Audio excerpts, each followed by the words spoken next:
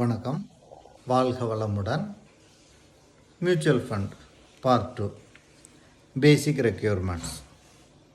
Mutual ஃபண்டில் account open பண்ணுறதுக்கு என்னென்ன டீட்டெயில்ஸ் வேணும்னு பார்ட் 1 பார்த்தோம். இப்போ பார்ட் 2 எஸ்ஐபியை பற்றி பார்ப்போம். எஸ்ஐபினா என்ன? Systematic investment plan.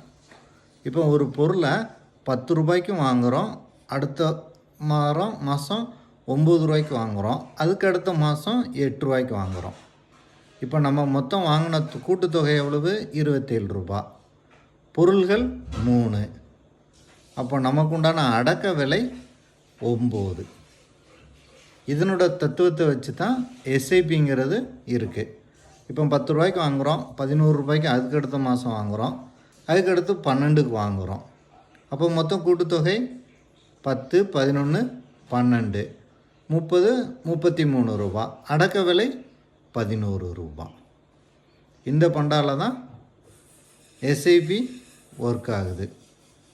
இதன் மூலமாக நமக்கு ஏற்படக்கூடிய நன்மைகள் என்ன? இப்போ 15 வருஷத்துக்கு முன்னாடி 5000 ரூபா மியூச்சுவல் ஃபண்டில் இன்வெஸ்ட் பண்ணியிருந்தா 15 வருஷத்தில் எவ்வளோ பே பண்ணியிருப்பாங்க? 9 லட்ச ரூபா பே பண்ணியிருப்பாங்க. அவங்களுக்கு 12.64% வட்டி, கூட்டு வட்டி கிடைச்சிருக்கும் பட்சத்தில் இன்றைக்கு அதனோட மதிப்பு எவ்வளவா இருக்கும்னா 25 லட்சமாக இருக்கும். 25,13,697 ரூபா இன்றைக்கி கிடச்சிருக்கும். இதே நீங்கள் மாதம் 15,000 ரூபாயை இன்வெஸ்ட் பண்ணியிருந்தீங்கன்னா 27 லட்சம் ரூபாய் இன்வெஸ்ட் பண்ணியிருப்பீங்க. இன்றைய மதிப்பில் வந்துட்டு 75,40,190 ரூபா உங்களுக்கு கிடச்சிருக்கும். இதே நீங்கள் 25 வருஷத்துக்கு பண்ணியிருந்தீங்கன்னா 5000 ரூபாங்கிறது 15 லட்சம் நீங்கள் இன்வெஸ்ட் பண்ணியிருப்பீங்க. ஆனால் உங்களுக்கு கிடச்சிருக்கக்கூடிய தொகை எவ்வளோவா இருந்திருக்கும்னா 94,23,996 ரூபா உங்களுக்கு கிடச்சிருக்கும். அதே நீங்கள் 15,000 பண்ணும்போது 45 லட்சம் இன்வெஸ்ட் பண்ணியிருப்பீங்க. 25வது வருஷம் முடிவில் உங்களுக்கு எவ்வளோ கிடச்சிருக்கும்? 2,82,71,987 ரூபா கிடச்சிருக்கும்.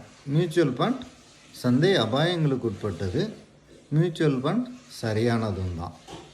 நீண்டகால அடிப்படையில் மியூச்சுவல் ஃபண்டை பயன்படுத்தும் போது அது நமக்கு பல கம்பெனிகளில் நாம் பங்குதாரராக இணைஞ்சு நம்ம பணம் வளருது. அப்போ நாமளும் ஒரு முதலாளி தான், ஒரு கம்பெனியில் அல்ல, பல கம்பெனிகள்.